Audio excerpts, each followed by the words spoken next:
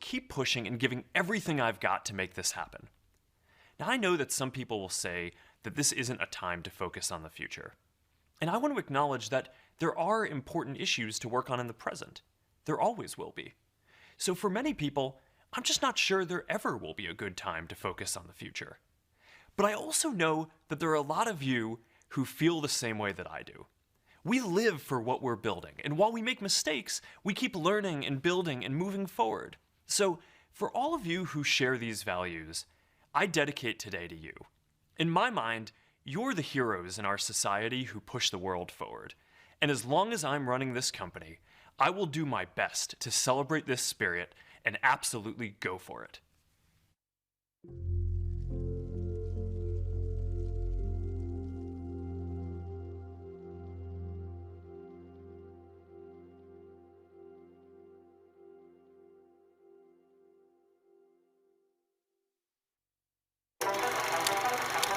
We always ask, where is the future going to take us? But the real question is, where are we going to take the future? There are no closed doors, no walls. Holy mackerel, this is unbelievable. You may have brain surgeons in Edinburgh operating on patients in New Zealand. You'll send emotions, feelings, memories. Imagine a world where we are represented the way we want to be.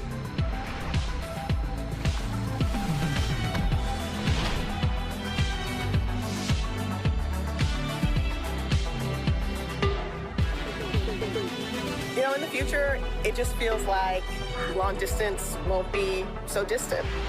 There's a big frontier. Where do you want to go?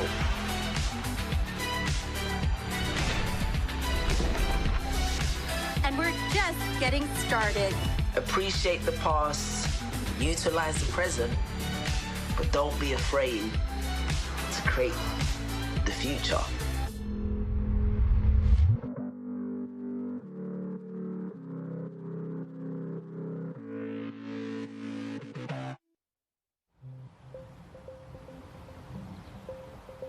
Hey, and welcome to Connect. Today, we're going to talk about the metaverse. I want to share what we imagine is possible, the experiences you'll have, the creative economy we'll all build, and the technology that needs to be invented, as well as how we're going to all do this together. The basic story of technology in our lifetimes is how it's given us the power to express ourselves and experience the world with ever greater richness.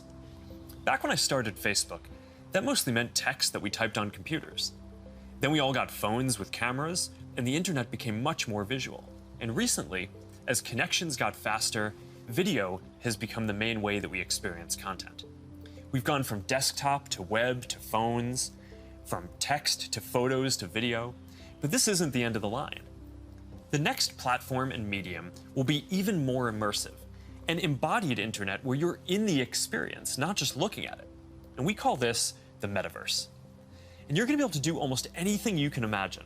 Get together with friends and family, work, learn, play, shop, create, as well as entirely new categories that don't really fit how we think about computers or phones today. Now, since we're doing this remotely today, I figured let's make this special. So we've put together something that I think is really going to give you a feeling for what this future could be like. We believe the metaverse will be the successor to the mobile internet.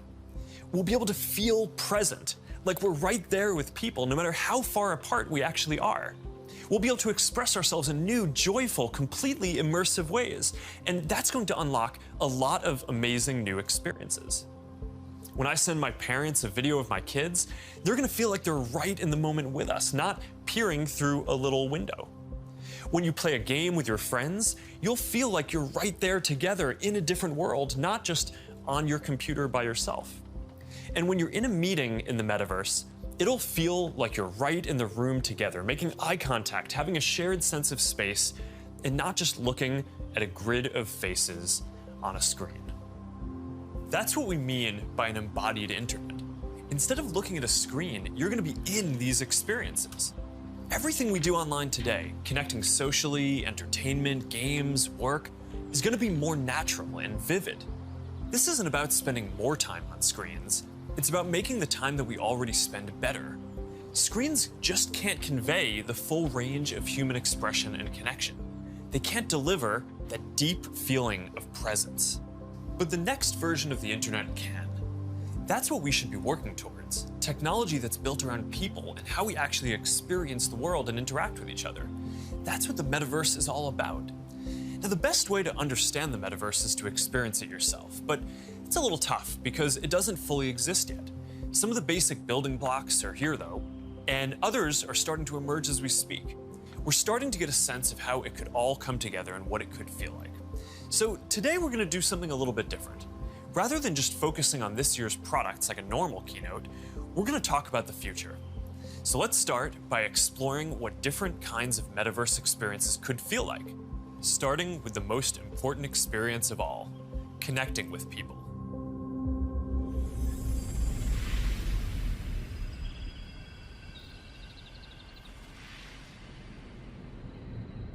Imagine you put on your glasses or headset and you're instantly in your home space. It has parts of your physical home recreated virtually, it has things that are only possible virtually, and it has an incredibly inspiring view of whatever you find most beautiful. Hey, are you coming? Yeah, just gotta find something to wear.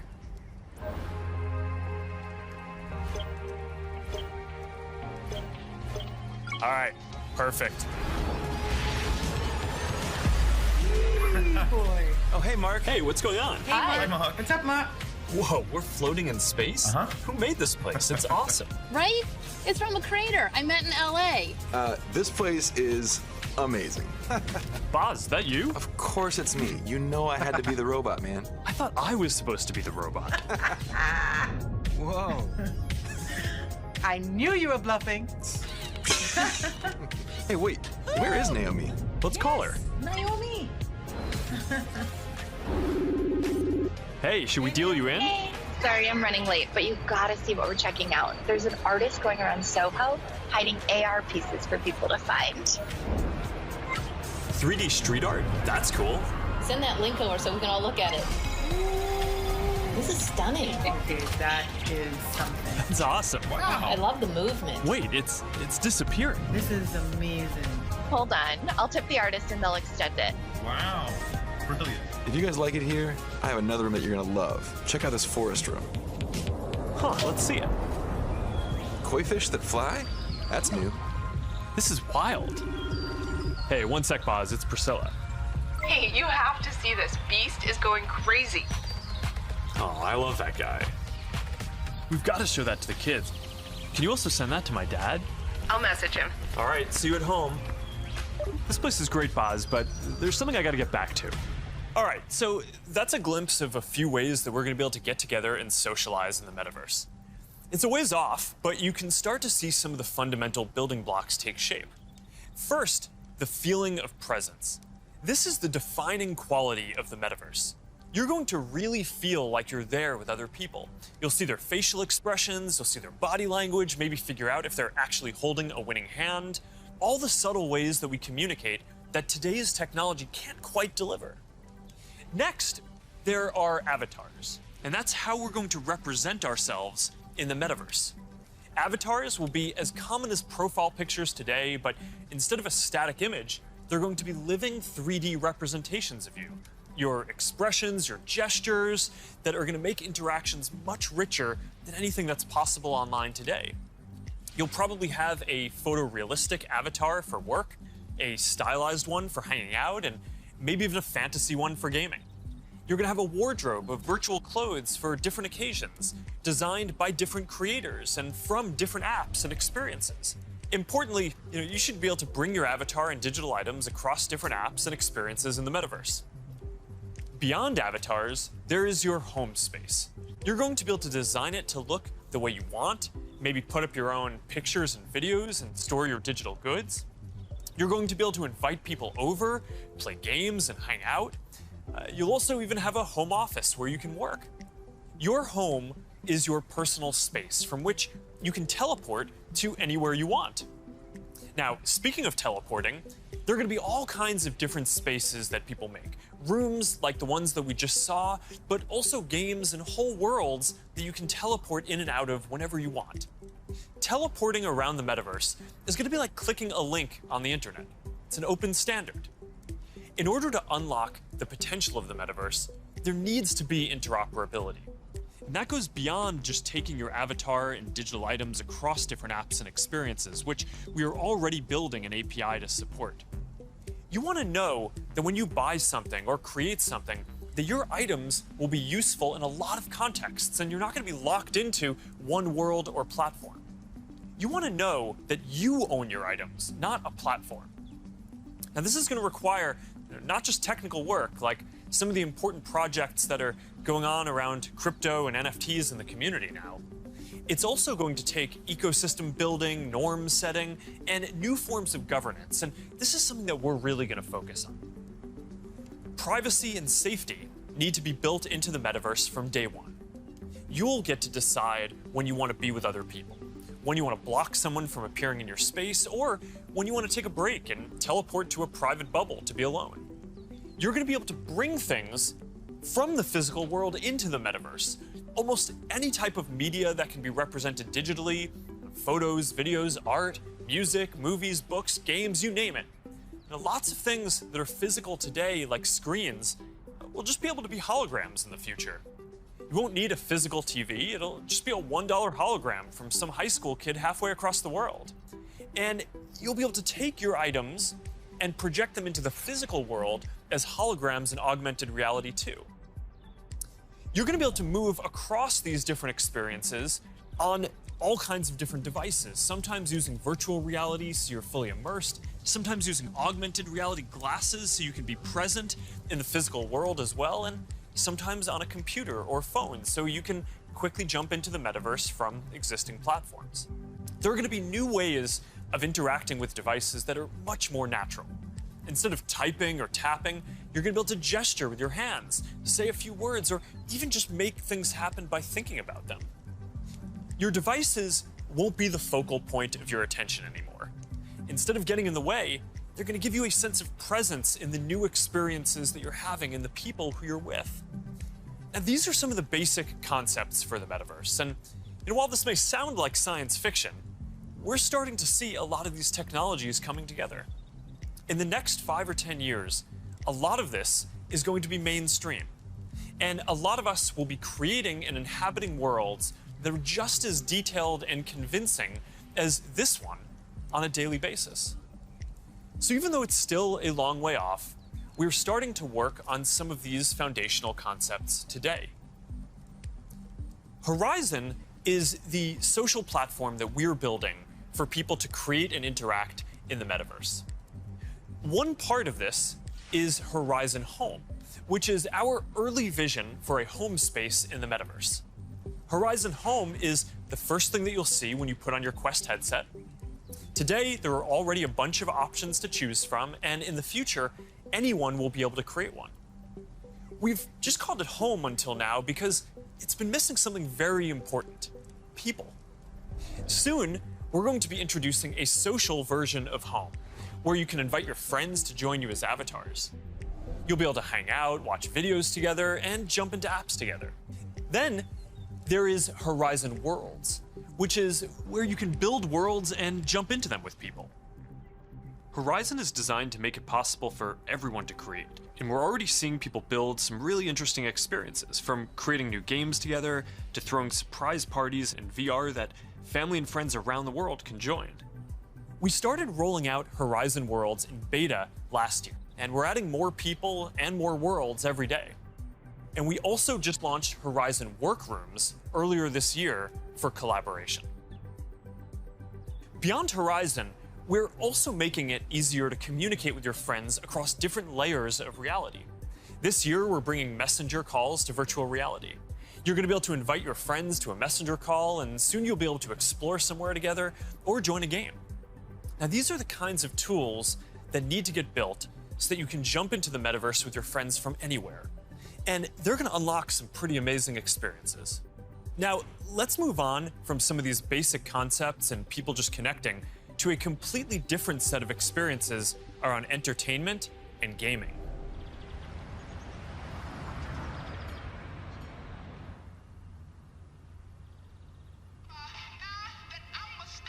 Imagine your best friend is at a concert somewhere across the world. What if you could be there with her? I'm packing all my sneakers. I never had a car. Yo. You're here. Tell it like it is. Love how you live. When you're doing what you do, just tell the truth. Just tell it. Just tell it. Just tell it. Just tell it. I'm talking to you.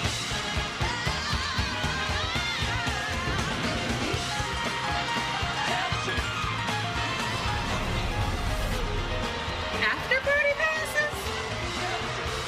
Yes.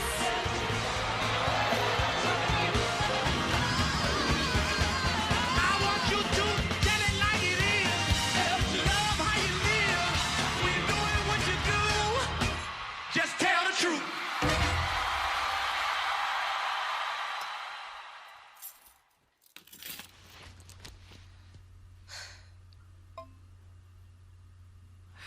Jumping in now. What if there was an after party that anyone could go to, no matter where they were? This is wild.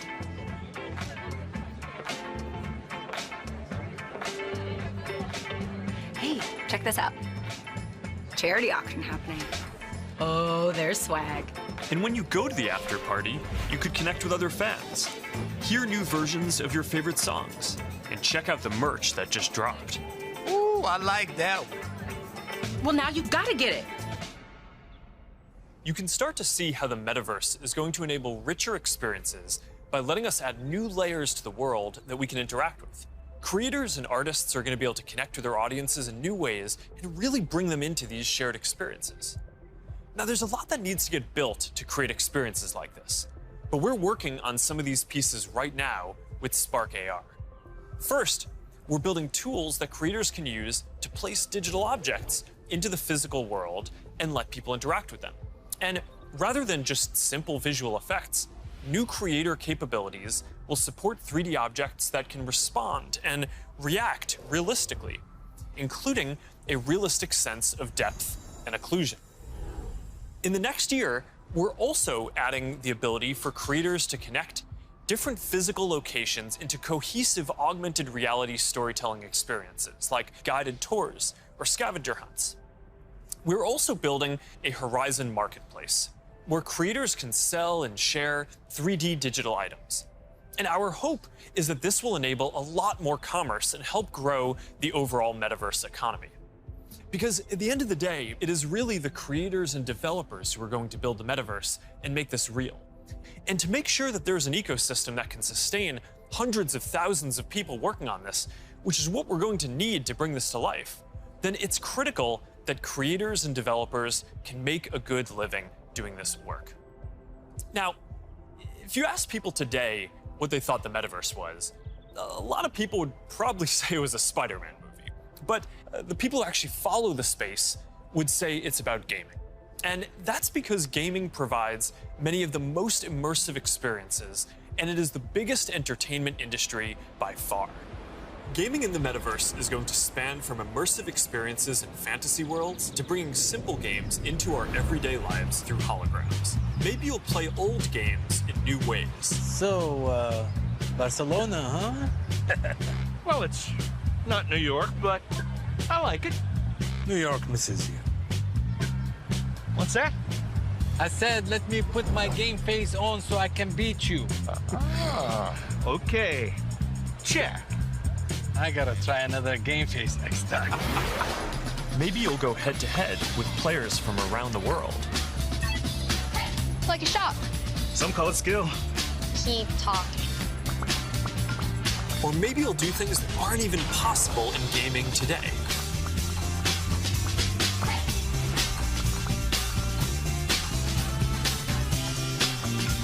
Hey, Mark, down for a VR foiling sesh? Now this is more my style. Classic look. All right. Nice. Oh, nice choice, Mark. Ready to shred. All right, here we go. Whoa. Whoa, hang in there, Mark. That's not good. Hit this section, boom. All right, backflip. Yoo-hoo! I've got an idea. Hey, where are you going? Gotta pump it to jump it. What? I didn't even know that was an option. You're not gonna catch me now. Take that, unicorn. Oh, Tube City! Kai, you're out of control. Don't worry, I'll let you win next time. All good. Oh, that was a close one. You wanna go again? Maybe later. I'm gonna need a lot more sunscreen though. Oh man. Well, gaming is how a lot of people are going to step into the metaverse for the first time. It already has some of the most fully built out digital goods and the most active creator and developer communities, and major platforms like Epic are working to build out the metaverse, starting with gaming.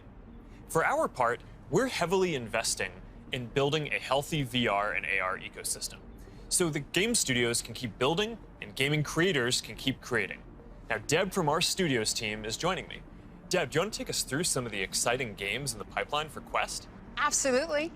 Over the years, we've had the opportunity to work with incredible developers like Vertigo Games, the studio behind fan favorite Arizona Sunshine. I love Arizona Sunshine. That game basically got me and my friends through the first few months of the pandemic. That's awesome. If you enjoyed that, Mark, I think you'll be excited that we're partnering with Vertigo on 5 more great games from Deep Silver and others. We'll share more about this lineup very soon. Nice. What else is coming? Well, the metaverse is constantly evolving. So one of the most important aspects will be live service games that launch updates and new downloadable content regularly, like Echo VR, Beat Saber, Onward, Pistol Whip, and more. We're focused on this a lot right now, making sure games can build out active communities. Beat Saber has a passionate community. Oh, I love Beat Saber. So do I. And Beat Saber just passed $100 million in lifetime revenue on Quest alone. It's a great example of a game that keeps releasing fresh content. They've actually been working on evolving the way that you interact with the tracks and feel the music. Also, the team has been working on something really cool. Check this out.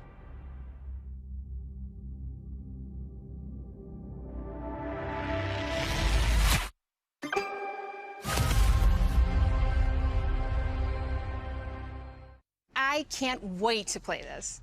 And they keep partnering with incredible artists to release new music packs all the time. Did you play the Billie Eilish music pack last month? Yeah, a little more than I should have. I probably should have been working more on this metaverse presentation. Well, they have a great lineup of artists for 2022. And there's one more epic surprise before the end of the year. So stay tuned. Okay, have you played Population 1? I mean, yeah, I love the game so much that... For those who haven't, Population 1 is a thrilling battle royale that is only possible in VR. Since its launch at Connect last year, it has become one of the highest earning games on Quest and the biggest multiplayer FPS on the platform. You can have up to 24 people in at once for a match. We're super excited to keep launching big updates, like an all-new autumn event later in November and a Winter Wonderland update in December.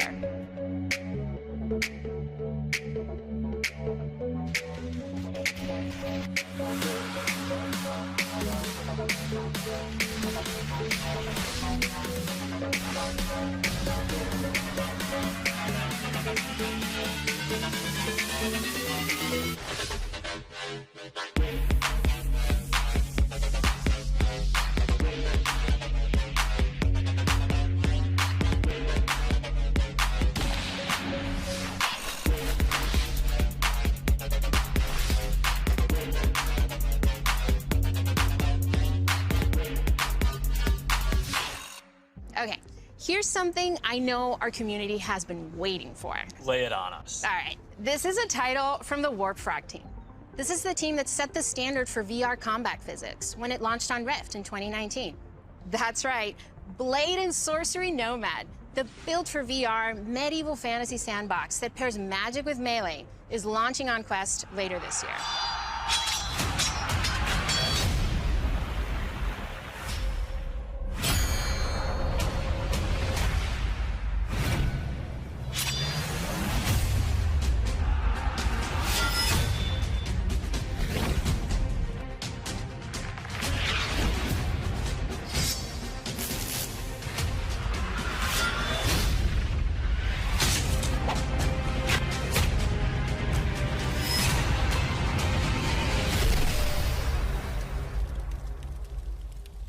For more gaming updates, look out for the 2022 Oculus Gaming Showcase. It's going to be loaded with news you won't want to miss. But Mark, I believe you have some news for us as well.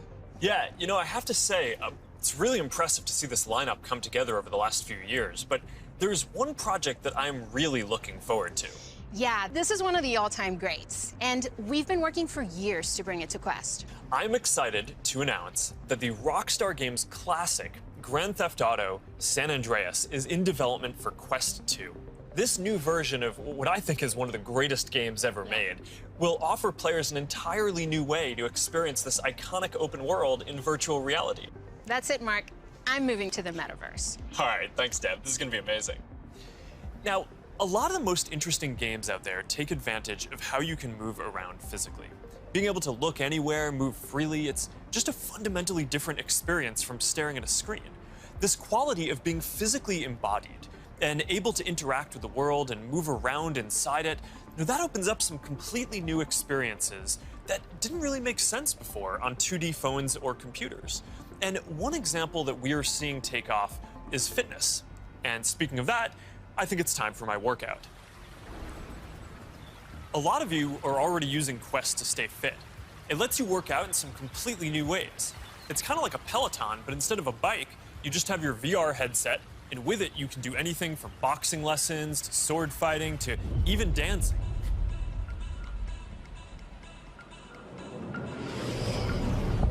You'll be able to work out in new worlds, even against an AI.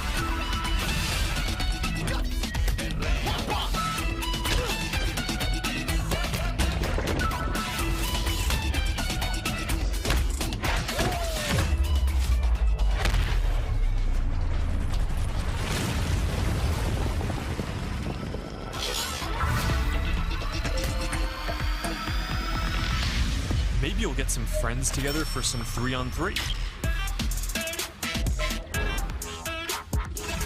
Maybe play pickup with people on the other side of the world.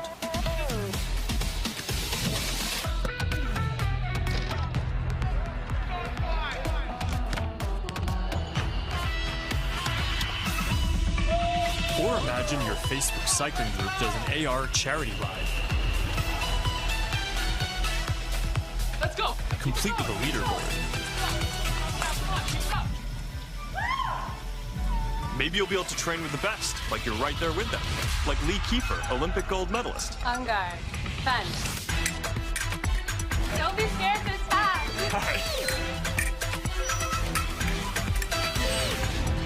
You seem like a natural. Whoa. All right, that's a little too realistic. See you later, Lee. That was fun. Good job, Mark. And that's what fitness will be like in the metaverse. Now, I think we're going to see a lot more unique experiences emerging around fitness that take advantage of the full immersion in interactive training. Speaking of which, Supernatural just added boxing to its lineup, FitXR has new fitness studios coming next year, and Player 22 by Rezel, which is currently used by pro athletes, is adding guided and hand-tracked bodyweight exercises soon. We're making a fitness accessories pack that makes Quest 2 more comfortable with controller grips for when things get a bit intense and a facial interface that you can wipe the sweat off of, making your sessions more comfortable. And that's all coming next year. But enough with the fun and games. It's time for everyone's favorite, work. Over the last year and a half, a lot of us who work in offices have gone remote. And while I miss seeing the people I work with, I think remote work is here to stay for a lot of people. So we're gonna need better tools to work together. Let's take a look at what working in the metaverse will be like. Imagine if you could be at the office without the commute. You would still have that sense of presence, shared physical space, those chance interactions that make your day all accessible from anywhere. Now imagine that you have your perfect work setup and you can actually do more than you could in your regular work setup. And on top of all that, you can keep wearing your favorite sweatpants. Looking good. Let's get together real quick for a debrief.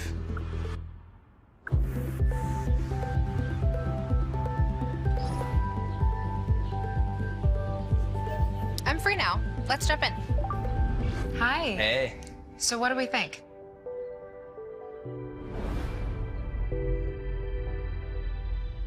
I think it's ready. Great. I'll prep it for the presentation. All right, good luck. Imagine a space where you can tune out distractions and focus on the task at hand. And when you're ready to share what you've been working on, you can present it as if you're right there with the team.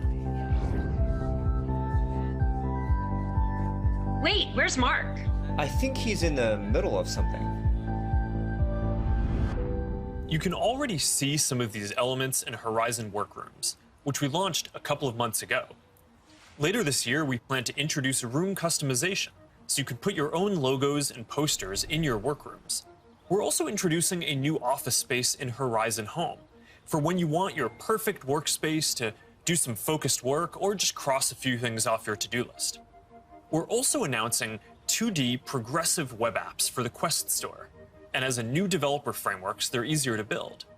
So you can drop in and check on a work project while you're in VR using services like Dropbox, Slack, or stay connected with Facebook and Instagram. This starts bringing more of your 2D internet services into the metaverse. And as we've focused more on work, and frankly, as we've heard your feedback more broadly, we're working on making it so you can log into Quest with an account other than your personal Facebook account. We're starting to test support for work accounts soon, and we're working on making a broader shift here within the next year. I know this is a big deal for a lot of people. Not everyone wants their social media profile linked to all these other experiences, and I get that, especially as the metaverse expands. And I'll share more about that later. But I'm genuinely optimistic about work in the metaverse. We know from the last couple of years that a lot of people can effectively work from anywhere. But hybrid is going to be a lot more complex, when some people are together and others are still remote. So giving everyone the tools to be present, no matter where they are, whether as a hologram sitting next to you in a physical meeting or in a discussion taking place in the metaverse, that's going to be a game changer. I think this could be very positive for our society and economy.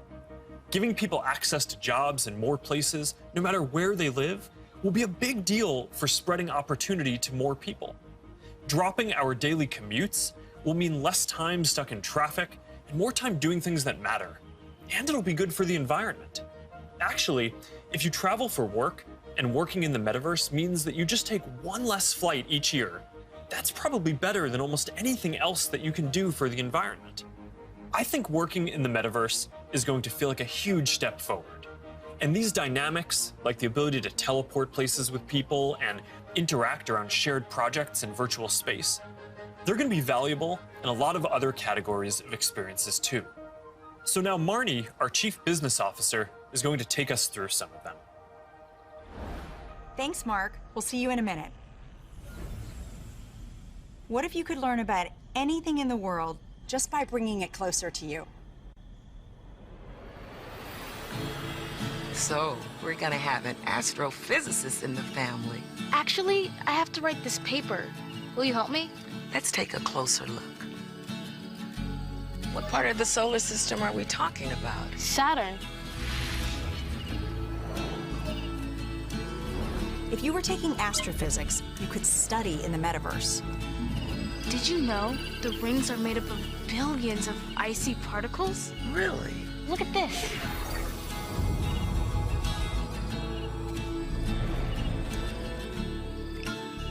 You ready to do that paper now, right? Yeah.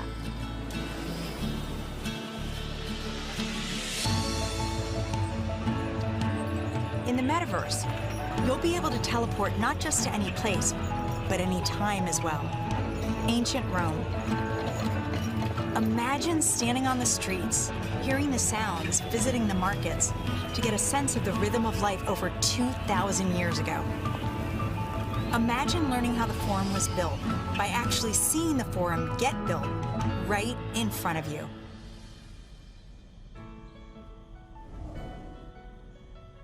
Hi, everyone. I'm Marnie Levine. In the metaverse, learning won't feel anything like the way we've learned before. With a headset or glasses, you'll be able to pull up schematics if you're studying, or maybe even the service manual for a vehicle you're learning to repair.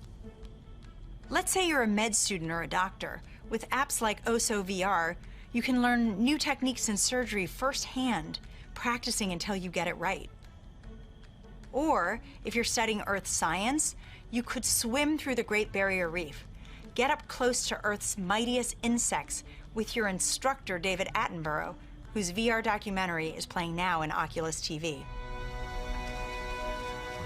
This is a world of intrigue, a world of wonder, a secret world hidden to the human eye.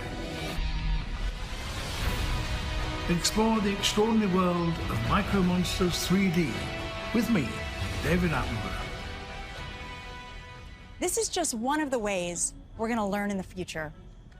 But in order to get there, we're going to need to help build the skill sets of the people who build these experiences.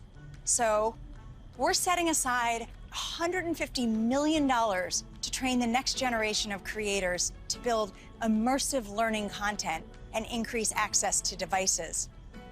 And to help more creators make a living building AR effects using Spark AR, we're going to establish a professional curriculum and certification process, make it easier to monetize, and put our Spark AR curriculum on Coursera and edX. Thanks, Marnie. So that's a glimpse of the kinds of experiences that you might have in the metaverse. From connecting with friends, to gaming and entertainment, to work and education, and creation and commerce. Now, let's talk about how creators and developers are going to build all of this, and about the economy that we all need to create. The last few years have been humbling for me and our company in a lot of ways. One of the main lessons that I've learned is that building products isn't enough.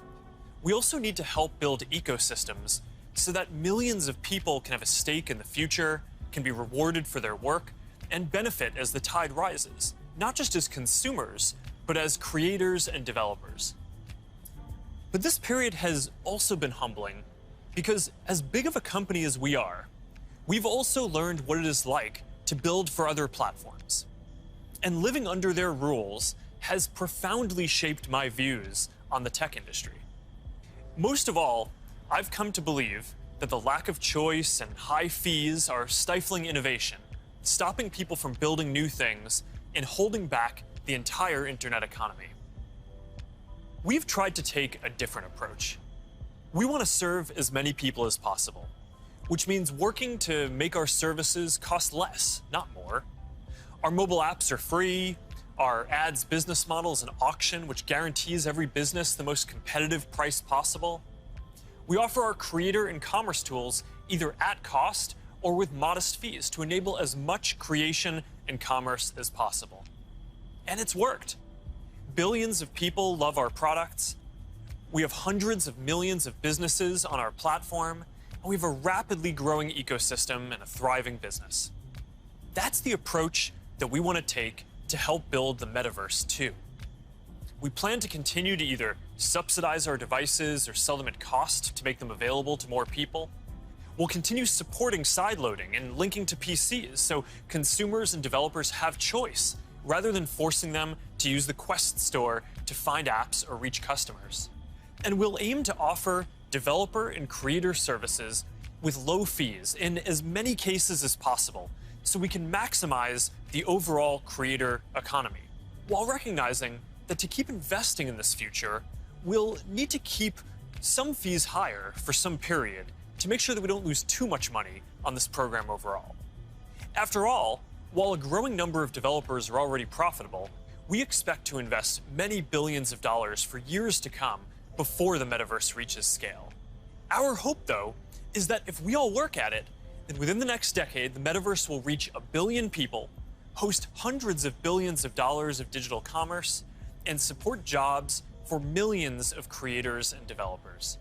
We'll try to lay out how some of this commerce model will work, but I also want to be upfront about the fact that there's a ton that we just don't know yet. What I can tell you, though, is that we are fully committed to this. It is the next chapter of our work, and we believe for the internet overall. And our strategy and track record show that we will do everything we believe is sustainable to grow the community, the creator economy, and the developer ecosystem. And to tell us more about all of that, here's Vishal, our head of Metaverse products. Thanks, Mark. As you said, our approach is to serve as many people, creators, and businesses as we can by keeping fees as low as possible and offering choice. As a company, we have been investing in commerce and creators for many years. But let me take a moment and explain how this will all come to life in the metaverse. For people, the metaverse will offer more choice than we've ever seen before. And most importantly, there will be a real sense of continuity where the things you buy are always available to you. Today, much of what you buy on the internet is inside a single app, website, or game. You might buy a custom skin for your gaming avatar, but you can't take it with you when you move to a new space. In the physical world, that would be the equivalent of buying your favorite sports team's jersey and never be able to wear it outside the stadium. In the future, you will be able to buy digital clothes for your avatar and then wear them into the metaverse more broadly. For creators, our goal is to provide a way for as many creators as possible to build a business in the metaverse. One thing we've learned from today's digital platforms is that we can't artificially limit innovation. We need to enable as many different types of creators as possible to unlock the best ideas. There will be many different kinds of creators in the metaverse. Creators who make digital objects, creators who offer services and experiences, and those who build entire worlds like game creators do today. We also want creators to have the biggest possible audiences.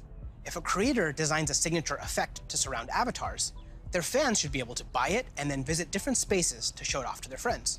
Frankly, if a creator builds any experience, all of their fans should be able to enjoy it. Businesses will be creators too, building out digital spaces or even digital worlds. They'll sell both physical and digital goods, as well as experiences and services. And they'll be able to use ads to ensure the right customers find what they've created. Speaking of buying things, we're also exploring new types of ownership models and entitlements to ensure people feel confident that they actually own something. This will make it easier for people to sell limited edition digital objects like NFTs, display them in their digital spaces, and even resell them to the next person securely. In short, the metaverse will remove many of the physical constraints we see on commerce today and make entirely new businesses possible. While this is very exciting, the metaverse is all about co-creating. We're building this together with creators, developers, and entrepreneurs. So today, I've asked Jackie Aina to join me to start a conversation about what might be possible. Jackie is a beauty creator who launched her own lifestyle brand on Instagram called Forever Mood, where she sells candles with scents like cuffing season and partners with major brands on makeup drops. So let's meet Jackie in her space. Here we are in this digital space, totally inspired by you and all the things that you love. Jackie, I've been such a big fan of yours for such a long time. Tell me a bit about how you got started in social media. So, rewind back to 2009.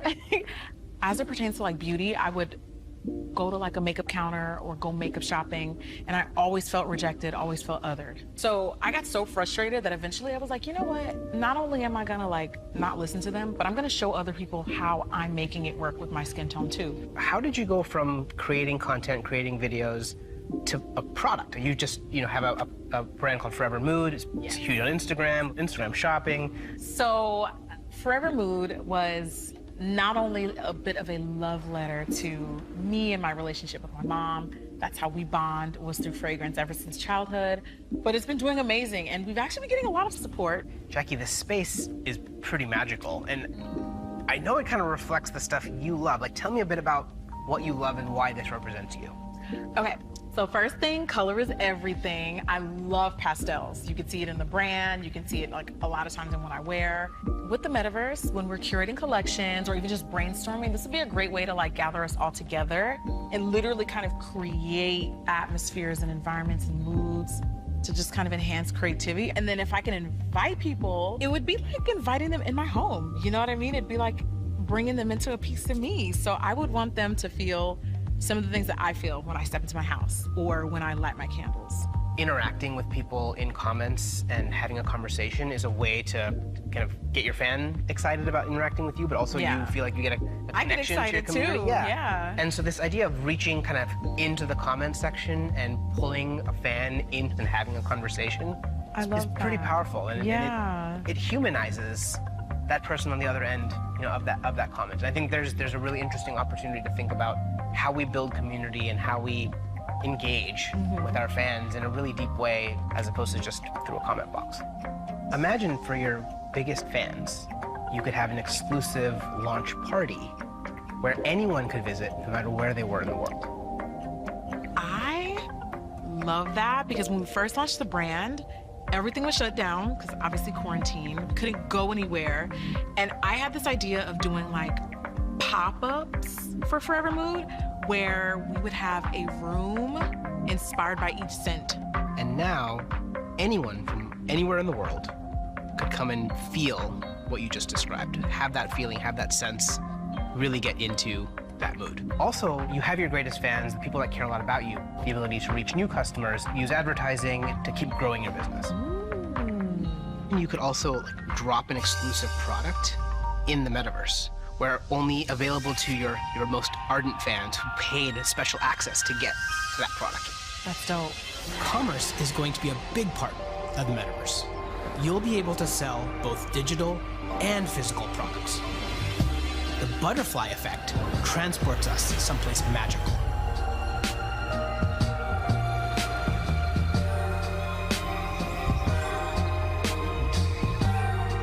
So beautiful. So Jackie, as we walk through this amazing world, what does the metaverse mean to you? I just feel like this is like endless possibilities with my imagination. I can't even begin to imagine how meaningful the metaverse will be thanks to creators like you.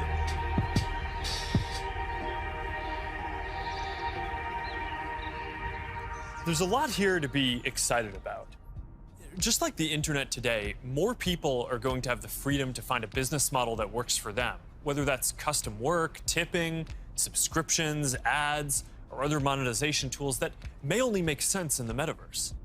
Now think about how many people make a living on the internet today, and how many of those jobs just didn't even exist a few years ago. I expect that the metaverse is going to open up lots of opportunities for people in the exact same way. Now, we have confidence in this general direction, and we're investing significantly in building for this future, but the reality is that no one knows exactly which models are going to work and make this sustainable. So we're going to approach this with humility and openness, and we're going to work with anyone whose efforts will help bring the metaverse to life. So now, Boz is going to join us to talk about what people are already building for the metaverse and what kinds of tools we can create to help out. Hey, Boz. I'm still kind of jealous of your robot avatar. Yeah, man, you gotta have the robot when you're working your dance moves, right? I mean, of course. Look, Mark, we've been working on Facebook Reality Labs for a long time, but we always kept the same vision, which is that we want to build tools that help people feel connected anytime, anywhere. And that vision is what drives us today, to help people get together in virtual spaces. We've come a long way since the early days of VR, thanks to the developers and the creators who see the potential to entertain and to educate. But of course, we still have a lot farther to go. So to keep the pace of innovation moving faster and empower more use cases, we do have a few exciting announcements. Today, we're introducing the Presence platform, which is a broad range of machine perception and AI capabilities that empower developers to build mixed reality experiences on Quest 2. You want to tell us more about the Presence platform? Yeah, we've said before that realistic presence is the key to feeling connected in the metaverse. And the Presence platform's capabilities are what's going to deliver on that promise. Things like environmental understanding, content placement and persistence, voice interaction, standardized hand interactions. In fact, let's start with hands. I mean, the human hand is an engineering marvel. And bringing hands into VR was no easy feat. It required a lot of collaboration against product, design, research, but we continue to improve that product, finding new ways to navigate with gestures and interact with VR. So today, we're introducing the Interaction SDK, a library of modular components that will make it easy to add hand interactions to your apps. That's pretty exciting. Yeah, we really think that this is going to help people accelerate the build time for new and existing titles that allow people to use their hands more naturally in more virtual experiences. Now, in addition to hands, there's another exciting interaction space for VR. That's your voice. The Voice SDK lets developers integrate voice input into their games and apps so they can create new gameplay and navigation. So soon, you'll be able to jump into a FitXR workout and shake up your routine just by saying, "Surprise me." Oh, yeah, I've tried this one before. This one's really tough. Yeah, me too. It is. Since we launched the Pass-Through API, we've already seen breakthrough experiments from developers that blend the virtual and the real world. Soon, with our next SDK release, developers will be able to ship their mixed reality apps on the Oculus Store and an App Lab. Now, of course, access to Pass-Through by itself is not enough. To achieve that rich mixed reality experience, apps also need to be aware of things in the room and, blend the virtual objects with the physical environment around them so they can coexist in the same space. So developers want to be able to place, persistent world-locked content like animated holograms or your Instagram feed in your real space. And tools like spatial anchors and scene understanding capabilities will help make these mixed reality experiences feel seamless. Now, I'd gladly nerd out with you on the technical details of this with you. I know. But I think it's better to show you. Load the world beyond. This is Oppie.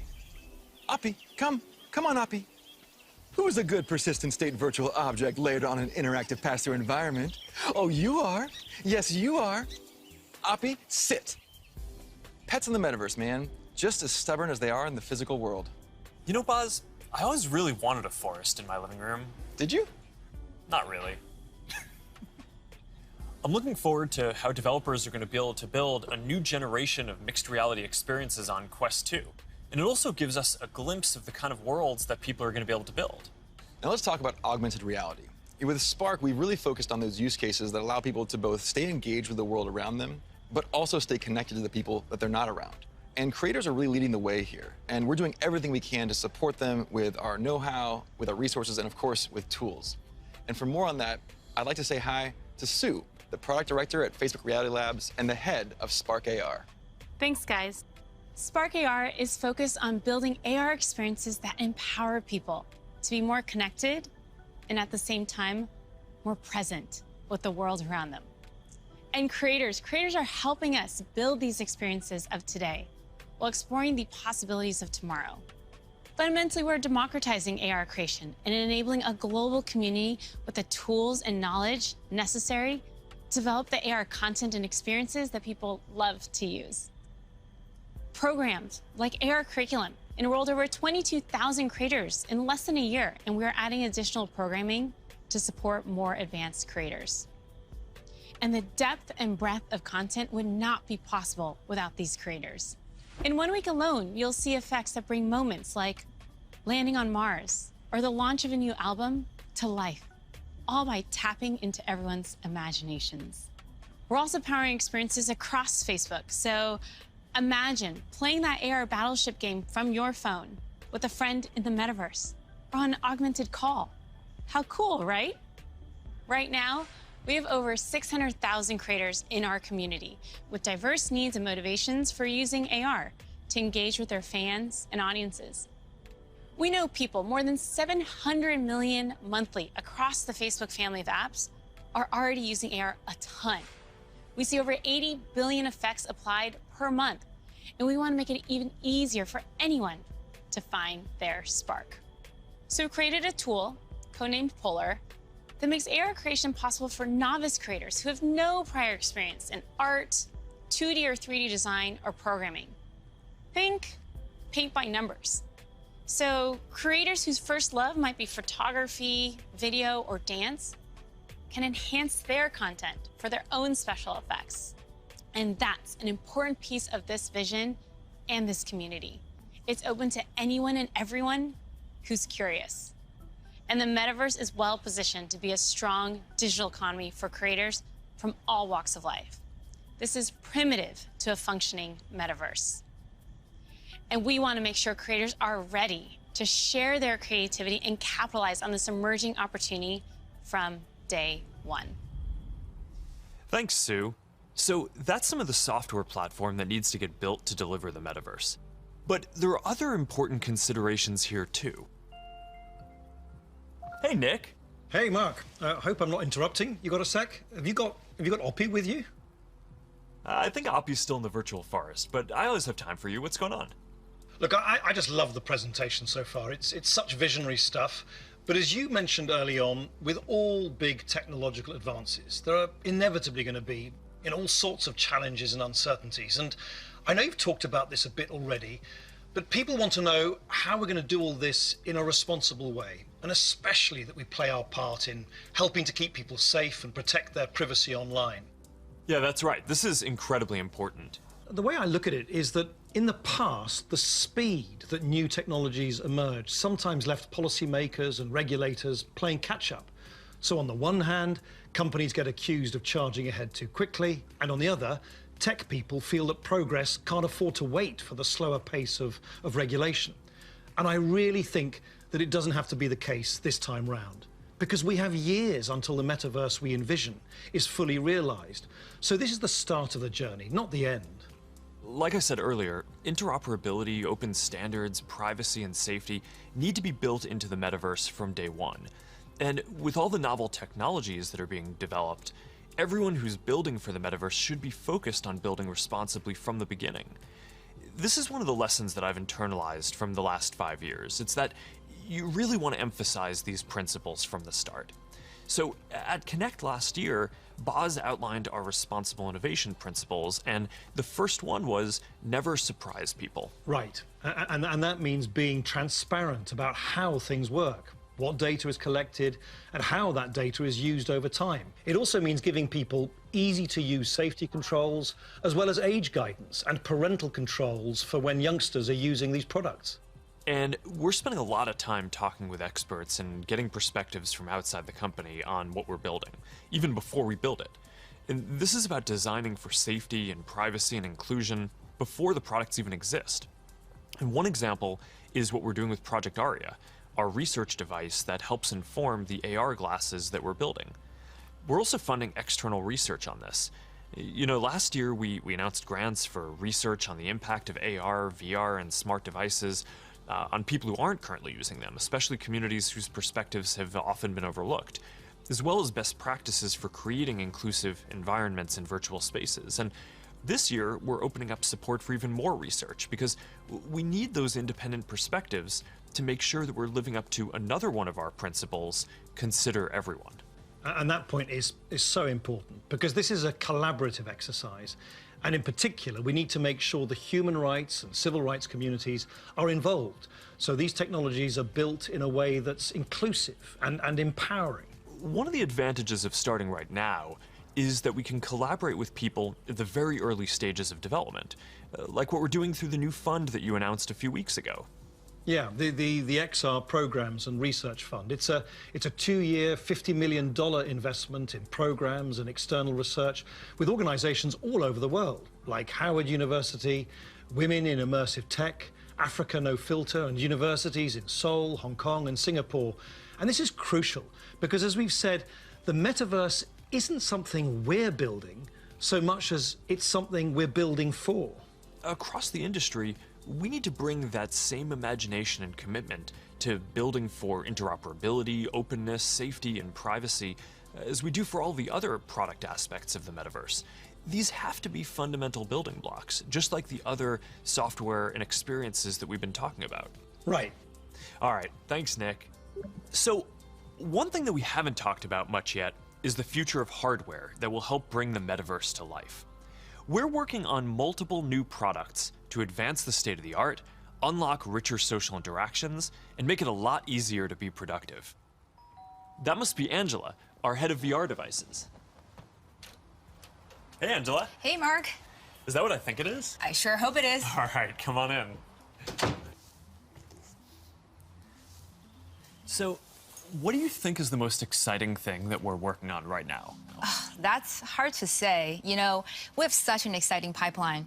But next year, we are releasing a new product that will push the boundaries of VR even further. We've codenamed it Project Cambria.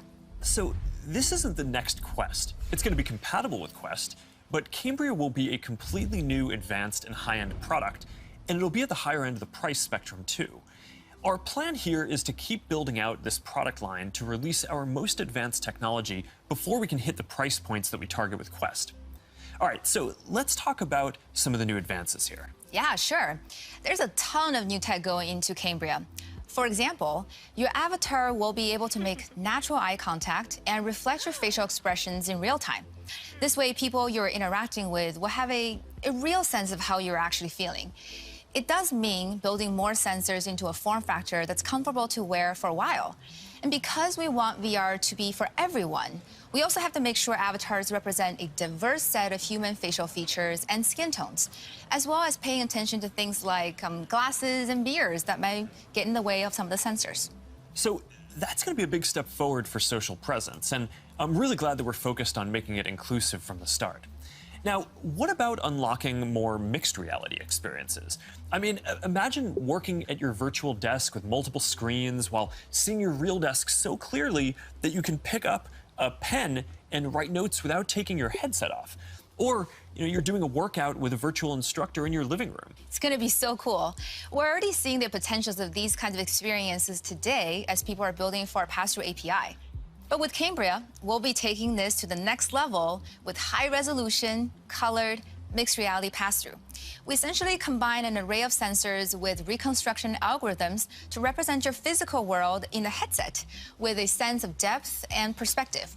Now, we're still a ways away from exactly matching what our eyes see in the physical world, but we're pretty encouraged by how far we've been able to advance the pass-through experience so far. Definitely, but we also need to push the visuals to the next level. So let's talk about the progress that we're making on optics. Yeah, we're pushing the limits of display technology and form factor with something called pancake optics. They essentially work by folding light several times over to achieve a slimmer profile than current lenses. Now, with several optical layers, we'll need to precisely control every aspect of design and fabrication to achieve that high-quality, artifact-free display and really just deliver the best optics ever in one of our headsets. That's pretty awesome. But let's make sure that we leave some of the good stuff for next year's release, too. All right, now, I'm excited to keep building out this new product line over future generations so we can keep getting our most advanced technology into people's hands even before we can get it into our Quest product line. That's our goal. We're starting to work with developers to build experiences for Cambria as we speak, and we're looking forward to sharing so much more with y'all next year. Sounds good. Now, beyond virtual reality, we are also focused on the hardware to make true augmented reality possible. In a lot of ways, augmented reality is even harder, not just because we need to invent a completely new optical stack that's not based on screens, but because we basically need to fit a supercomputer into a pair of normal-looking glasses. So we're approaching this problem from two directions. First, how much technology can we pack into a pair of normal, great-looking glasses today? And second, how do we take the long-term tech stack to do everything and keep miniaturizing and improving it until it fits into a pair of normal, good-looking glasses? On the first path, last month we launched Ray-Ban Stories, our first smart glasses in partnership with EssilorLuxottica. They're not full AR glasses yet, but they let you take pictures and videos, listen to music, and take phone calls while you're out looking at the world instead of down at your phone. And we built leading privacy features into the glasses, like the LED light whenever you're recording, which phones don't even have. And we delivered this in the iconic Ray-Ban style for just $299. These are all steps along the path to an embodied internet. But the ultimate goal here is true augmented reality glasses, and we've been working on that too. And today, I want to show you an experience that we've been working on for Project Nazare, which is the code name for our first full augmented reality glasses. Here, you'll see you're chatting with friends on WhatsApp and planning a game night. You can select a game, and then, as you walk over to your kitchen, you can easily just put your game onto the table and you're off. And that's the kind of experience that augmented reality will unlock. There's a lot of technical work to get this form factor and experience right. We have to fit hologram displays, projectors, batteries, radios, custom silicon chips, cameras, speakers, sensors to map the world around you, and more into glasses that are about 5 millimeters thick. So we still have a ways to go with Nazare, but we are making good progress. I'm excited about our future roadmap, but even that's still early in a journey that's going to go on for decades. Immersive all-day experiences will require a lot of novel technologies. And for the last 7 years, our research team has been working on a broad array of technologies that are necessary for these next-generation platforms. Michael Abrash leads this team, and he's going to join me to talk about some of the future technology that we're developing.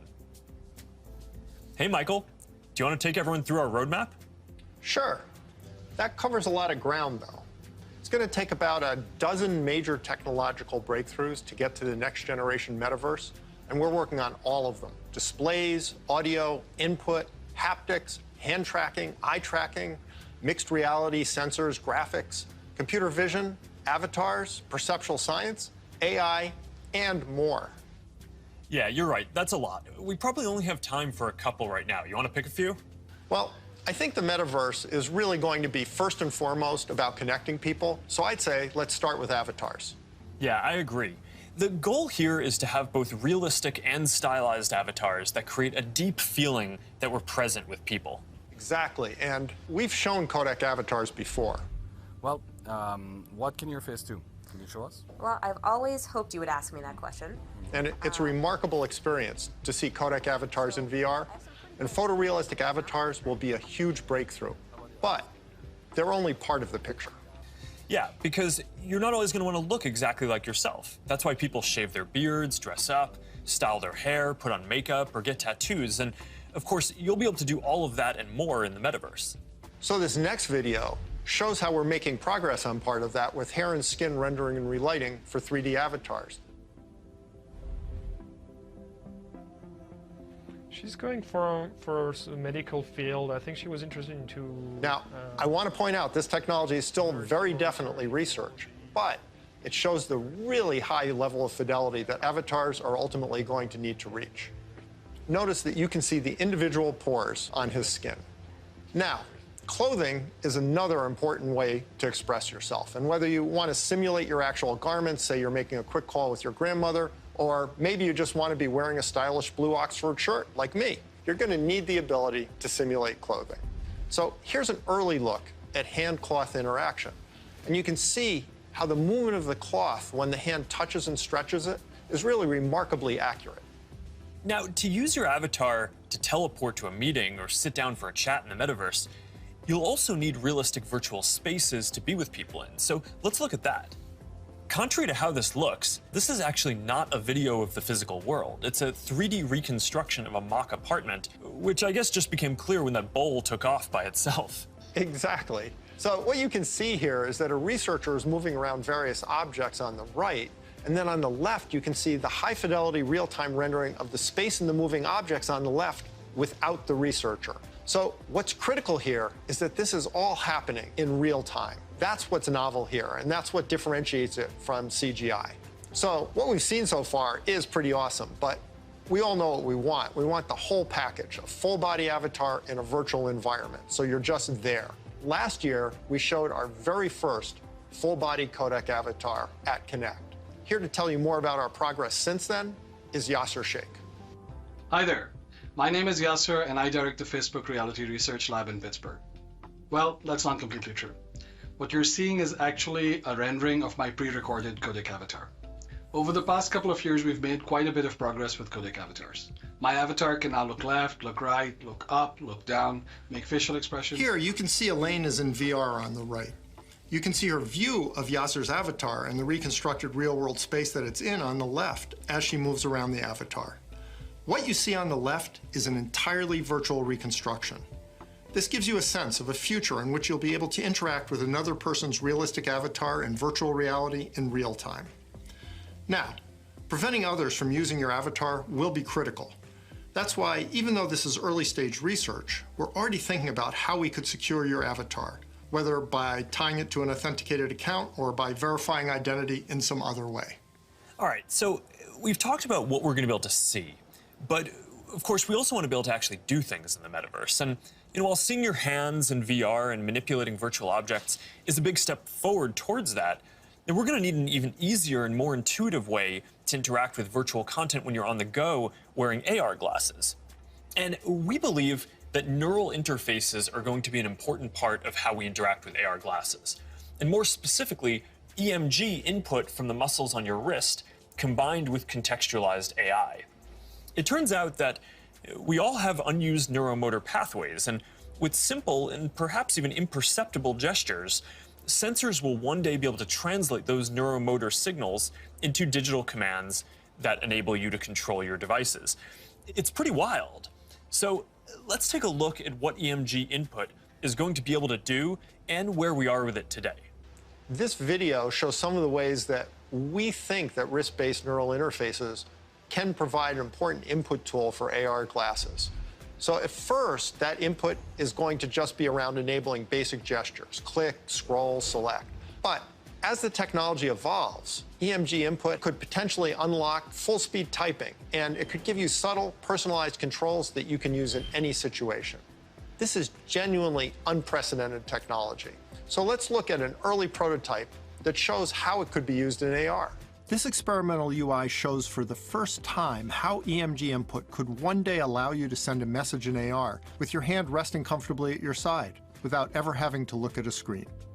Notice how the researcher used an overt and highly visible click gesture to send the first message.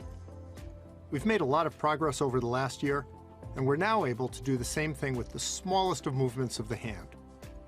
EMG enables this by picking up subtle neuromotor commands with remarkable precision.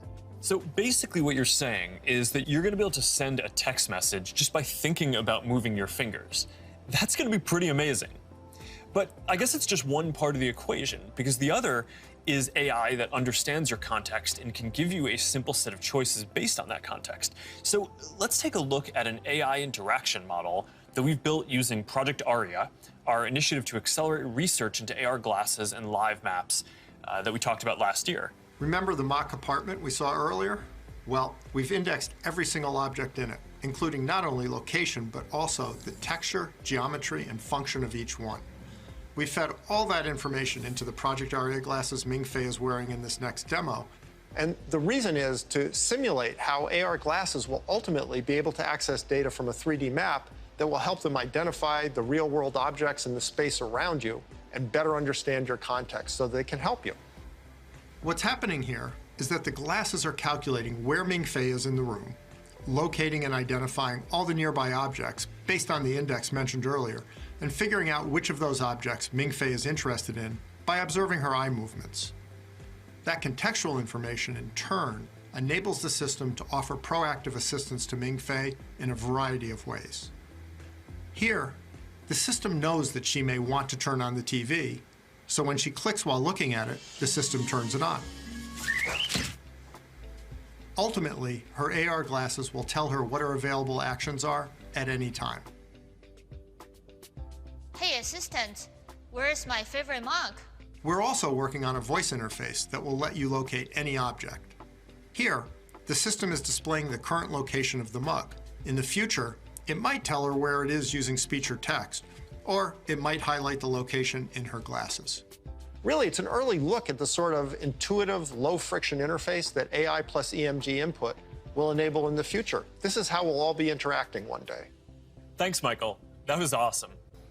All right, so I hope that gives you a sense of some of the technical challenges that we're working on to deliver deep and immersive experiences in the metaverse. A lot of what we've shown today isn't going to be available in the next year or two. Some of this is still a long way off. But this is some of the most exciting stuff that I've ever gotten to work on, and I'm just incredibly energized to be on this journey with all of you. And there's one more thing that I want to tell you about today. I believe the metaverse is the next chapter for the internet, and it's the next chapter for our company too. So I've been thinking a lot about what this means for our company and who we are as we embark on this journey. We're a company that focuses on connecting people. While most other tech companies focus on how people interact with technology, we focus on building technology so people can interact with each other. One of the reasons I started Facebook was that at the time you could use the internet to find almost anything. Information, news, movies, music, shopping, except for the thing that matters most of all, people. Today, we are seen as a social media company. But in our DNA, we are a company that builds technology to connect people. And the metaverse is the next frontier, just like social networking was when we got started. Facebook was born in a specific time and place, a college campus, the web. It was what we could build at the time to put people back into our experience of technology. But connecting people was always much bigger.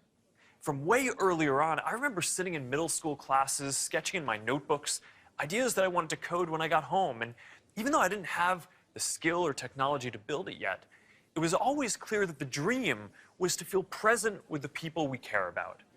Isn't that the ultimate promise of technology?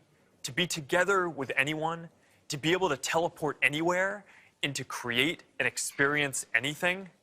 Yet here we are in 2021, and our devices are still designed around apps, not people. The experiences we're allowed to build and use are more tightly controlled than ever. And high taxes on creative new ideas are stifling. This is not the way that we are meant to use technology. The metaverse gives us an opportunity to change that if we build it well. But it's going to take all of us, creators, developers, companies of all sizes.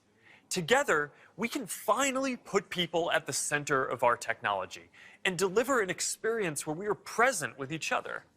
Together, we can create a more open platform with more ways to discover experiences and more interoperability between them. And together, we can unlock a massively bigger creative economy. I know the internet story isn't straightforward. Every chapter means new voices and new ideas, and yes, there will be challenges and risks and disruption of established interests. But there will also be opportunities and benefits that we can't even imagine yet. For connection, for creation, for learning, and joy. We'll all need to work together from the beginning to bring the best possible version of this future to life. A future where, with just a pair of glasses, you will be able to step beyond the physical world and into the kinds of experiences that we have talked about today. I've been thinking a lot about our identity as we begin this next chapter. Facebook is one of the most used products in the history of the world. It is an iconic social media brand. But increasingly, it just doesn't encompass everything that we do. Instagram, WhatsApp, Messenger, Quest, now Horizon, Nazare, and more. Building our social media apps will always be an important focus for us. But right now, our brand is so tightly linked to one product that it can't possibly represent everything that we're doing today, let alone in the future. Over time, I hope that we are seen as a metaverse company. And I want to anchor our work and our identity on what we are building towards. We just announced that we are making a fundamental change to our company. We're now looking at and reporting on our business as two different segments. One for our family of apps, and one for our work on future platforms. And as part of this, it is time for us to adopt a new company brand to encompass everything that we do. To reflect who we are and what we hope to build, I am proud to announce that starting today, our company is now Meta. Our mission remains the same. It's still about bringing people together. Our apps and their brands, they're not changing either. And we are still the company that designs technology around people. But now we have a new North Star to help bring the metaverse to life. And we have a new name that reflects the full breadth of what we do and the future that we want to help build. From now on, we're going to be metaverse first, not Facebook first. That means that over time, you won't need to use Facebook to use our other services. And as our new brand starts showing up in our products, I hope that people come to know the Meta brand and the future that we stand for. I used to love studying classics, and the word meta comes from the Greek word meaning beyond. For me, it symbolizes that there is always more to build. There's always a next chapter to the story. And for us, that's a story that started in a dorm room and grew beyond anything we could imagine, into a family of apps that people use to find one another, to find their voice, to start businesses and communities and movements that have changed the world. I'm proud of what we've built so far and excited about what comes next as we move beyond what's possible today, beyond the constraints of screens, beyond the limits of distance and physics, and towards a future where everyone can be present with each other, create new opportunities, and experience new things. It's a future that is beyond any one company, that will be made by all of us. We've built things that have brought people together in new ways. We've learned a lot from struggling with social issues and living under closed platforms. And now it is time to take everything that we have learned and help build the next chapter. I am dedicating our energy to this more than any other company in the world, And if this is the future that you want to see, then I hope that you will join us, because the future is going to be beyond anything we can imagine.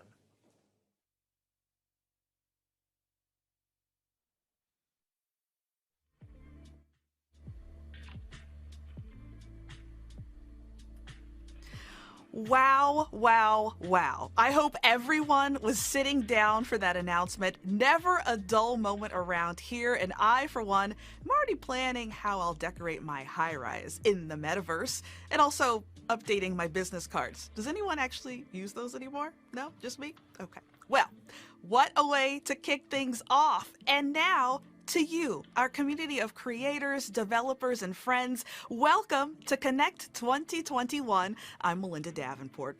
As we know, Connect has gone virtual for the second year in a row, and here at Meta, we want to say that we hope everyone is doing well and staying safe, and we just can't wait to connect IRL just as soon as we can. You know, in my time as internal comms director at Meta, I've learned that Connect is one of the most